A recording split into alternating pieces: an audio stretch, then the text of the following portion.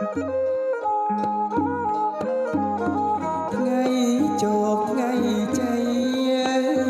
សេចក្ដីថ្លៃថ្លាថ្ងៃជោគថ្ងៃជ័យសេចក្ដីថ្លៃថ្លាជ័យយួងសង្កេតាទេវតាប្រសិទ្ធអូណាជ័យយួងសង្កេតាទេវតាប្រសិទ្ធជ័យអើយជ័យជំនះជ័យឈ្នះអមិត្តជ័យអើយជ័យជំនះ